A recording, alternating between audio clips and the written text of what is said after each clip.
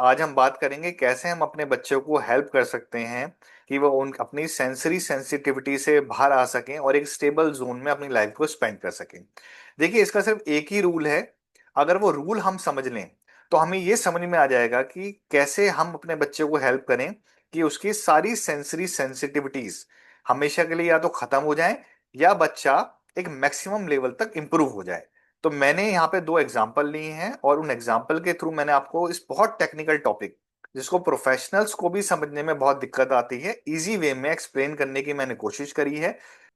पहला एग्जाम्पल जो मैंने लिया है वो ऐसा लिया है जिससे आप लोग भी रिलेट कर पाएंगे, और दूसरे एग्जाम्पल में हमने प्योर सेंसरी के ऊपर बात करी है उस एग्जाम्पल से रिलेट करके। तो जिससे कि आपको एक पूरा सीक्वेंस समझ में आए कि जब आप कहीं किसी ट्रांजिशन में जाते हैं तो आप किस तरीके से फील करते हैं, आप उससे रिलेट कर पाएंगे। और दूसरा, आप ये समझ पाएंगे जब बच्चा एक सेंसरी सेंसिटिविटी के ट्रैप में स्टक होता है तो बच्चा किस तरीके से बच्चे की सेंसरीज अप एंड डाउन होती है और कहाँ पे वो स्टेबल जोन है जहां पे अगर हम बच्चे को लेके आ जाएं तो बच्चे के सेंसरी इशू से निकलने के चांसेस बहुत ज्यादा ब्राइट हो जाते हैं। तो चलिए शुरू करते हैं अपने पहले एग्जाम्पल के साथ। देखिए, मैंने यहाँ पे जो एग्जाम्पल लिया है वो तीन कंट्रीज का एग्जाम्पल लिया है। पहली कंट्री है कंट्री ए, जहाँ पे टेम्परेचर हमेशा 45 to 47 डिग्री रहता है। सेकंड है कंट्री बी जिसमें टेम्परेचर 18 डिग्री रहता है, और थर्ड है कंट्री सी जिसमें टेम्परेचर 1 डिग्री रहता है। तो हम अज्यूम करते हैं कि हमारे बच्चा और हम कंट्री ए में रहते हैं जहां टेम्परेचर 45 to 47 डिग्री। जब भी हमारा बच्चा कंट्री ए से कंट्री बी में ट्रेवल करता है जहां पे टेम्परेचर है 18 डिग्री, तो एक टेम्परेचर में ड्रास्टिक शिफ्ट आता है। जब भी कभी आप ऐसे किसी लोकेशन से शिफ्ट करते हैं तो आपकी बॉडी और आपका माइंड थोड़ा समय लेता है उस एनवायरनमेंट में उस टेम्परेचर में एडजस्ट होने के लिए। लेकिन जैसे ही आप एडजस्ट होना शुरू करते हैं आपका बच्चा और आप उस कंट्री बी से ट्रेवल करके कंट्री सी में आ जाते हैं। तो अभी आप जो अपना टाइम स्पेंड करते हैं कंट्री बी और कंट्री सी के अंदर वो कुछ कुछ समय के लिए जाते हैं, यानी वहां पे आपका कोपिंग मैकेनिज्म अभी उतना एक्टिवेट नहीं हुआ। सो लेट्स से आप वापस कंट्री ए में आ गए और यहाँ पे आपने एज ए पेरेंट सोचा कि अगर मेरा बच्चा कंट्री बी में अपना टाइम स्पेंड करे जहाँ का टेम्परेचर बड़ा अच्छा है, और आपको ये लगा कि वहां पे आपका बच्चा फंक्शनली ज्यादा बेटर परफॉर्म करेगा क्योंकि कहीं ना कहीं जो आपकी होम कंट्री है वहाँ टेम्परेचर बहुत ज्यादा है और जिसकी वजह से आपको बहुत सारी परेशानी देखनी पड़ती है। तो कंट्री बी का टेम्परेचर बिल्कुल ठीक टेम्परेचर है जहाँ पे अच्छी फंक्शनल एक्टिविटी हो सकती है और आपके बच्चे के लिए वो एनवायरनमेंट बिल्कुल बेस्ट एनवायरनमेंट है। फाइनली आप डिसीजन लेते हैं और अपने बच्चे को कंट्री बी में भेज देते हैं रहने के लिए। आपका बच्चा कंट्री बी में रहता है और कभी कभी अपनी होम कंट्री ए में ट्रैवल करता है कुछ दिनों के लिए। पर अब उसको अनईजी होना शुरू हो जाता है क्योंकि काफी लंबा समय आपका बच्चा कंट्री बी में स्पेंड कर रहा है। तो आपके बच्चे का जो कोपिंग मैकेनिज्म है वो उस कंट्री के एनवायरनमेंट के हिसाब से, कल्चर के हिसाब से, टेम्परेचर के हिसाब से एडजस्ट होना शुरू हो गया है। आपके बच्चे की बॉडी में अब एक्सेप्टेंस आ गई है कंट्री बी का एनवायरनमेंट और टेम्परेचर के लिए। तो जब भी आपका बच्चा वापस सभी कंट्री ए में जाता है तो उसको वो एलियन कंट्री लगती है और उसके लिए अपनी नई कंट्री कंट्री बी हो चुकी है। तो मुझे उम्मीद है आप समझ पा रहे होंगे मैं एग्जैक्टली क्या कहना चाह रहा हूँ कि कैसे हमारा कोपिंग मैकेनिज्म काम करता है।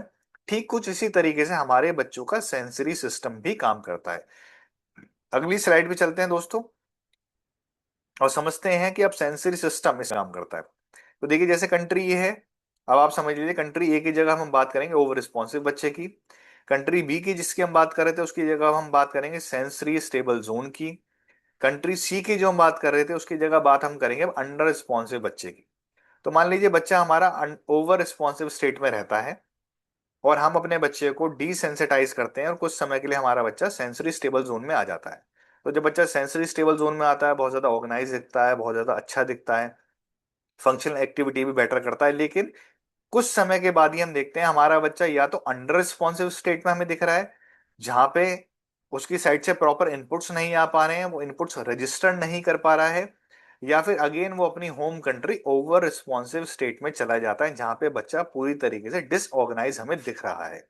या इसका वाइस वर्सा भी हो सकता है, या तो आपका बच्चा ओवर अंडर रिस्पॉन्सिव स्टेट में रहता हो, अंडर रिस्पॉन्सिव स्टेट से आपका बच्चा सेंसरी स्टेबल जोन में चले जाता है जहां पे आपको बेटर ऑर्गेनाइज दिखता है। और जैसे ही उसके इनपुट चेंजेस होता है आप देखते हैं कि बच्चा या तो ओवर रिस्पॉन्सिव स्टेट में आपको दिख रहा है या अगेन वापस अपनी होम कंट्री में अंडर रिस्पॉन्सिव स्टेट में दिख रहा है। तो यहाँ पे हमारी एज ए पेरेंट क्या ड्यूटी है, हमें समझना है कि हमें अपने बच्चे को maximum time sensory stable zone के अंदर रखना है, यानी यहाँ पे। अब सवाल यहाँ पे उठता है कि अपने बच्चे को मैक्सिमम टाइम हम सेंसरी स्टेबल जोन में कैसे रखें, और एक लॉन्ग ड्यूरेशन तक। ये लॉन्ग ड्यूरेशन कुछ मंथ्स की भी हो सकती है और कुछ ईयर्स की भी हो सकती है। तो यानी इसमें हमें काफी एफर्ट लगानी है अपने बच्चे को स्टेबल जोन में बनाए रखने के लिए। इसको करेंगे कैसे, ये मैं आपको अगली स्लाइड में समझाता हूँ। देखिए, अगर आपका बच्चा ओवर रिस्पॉन्सिव स्टेट में रहता है, यानी ओवर सेंसिटिव है सेंसरी सिस्टम्स के अंदर, तो आपको अपने बच्चे के संग दो काम करने हैं, दो रूल अप्लाई करने हैं, थंब रूल है। पहला, अपने बच्चे को डीसेंसिटाइज करना है। सेकंड, अपने बच्चे को काम डाउन करना है। आप इस रूल को पकड़ लीजिए, पहला अपने बच्चे को डीसेंसिटाइज करना है, दूसरा अपने बच्चे को काम डाउन करना है। अगर आपका बच्चा अंडर रिस्पॉन्सिव है, तो आपके बच्चे को आपको ज्यादा इनपुट देना है, सेंसरी इनपुट। और अगर आपका बच्चा सेंसरी इनपुट ज्यादा लेने की वजह से सेंसरी स्टेबल जोन से भी ऊपर निकल के अगर आपका बच्चा आपको ओवरलोडेड जोन में दिखता है, तो आपको सेकंड क्या टूल यूज करना है, आपको उसको कामिंग डाउन इनपुट देना है। अंडर रिस्पॉन्सिव बच्चा अगर सेंसरी स्टेबल जोन से भी ऊपर चला जाता है और ओवरलोडेड हो जाता है, तो आपको उसको क्या देना है, सेकंड कामिंग डाउन इनपुट देना है। तो आप ये दो रूल पकड़ लीजिए, दोनों के अंदर अप्लाई करने हैं। ओवर रिस्पॉन्सिव बच्चा है, डिसेंसिटाइज करना है उसको और उसको कामिंग डाउन इनपुट देना है। अंडर रिस्पॉन्सिव बच्चा है, उसको ज्यादा इनपुट देना है, और अगर वो ओवरलोड हो जाता है तो उसको काम डाउन करना है। जब ये आप ये टेक्निक्स लगाएंगे तो मैक्सिमम टाइम आपका बच्चा सेंसरी स्टेबल जोन में रहेगा। तो आपको पूरे दिन अपने बच्चे को नोट करना है और देखना है कि आपका बच्चा ओवर रिस्पॉन्सिव स्टेट में, अंडर रिस्पॉन्सिव स्टेट में है, कहाँ पे। उसके हिसाब से इनपुट को प्लान करके उसको maximum time sensory stable zone में रखना है।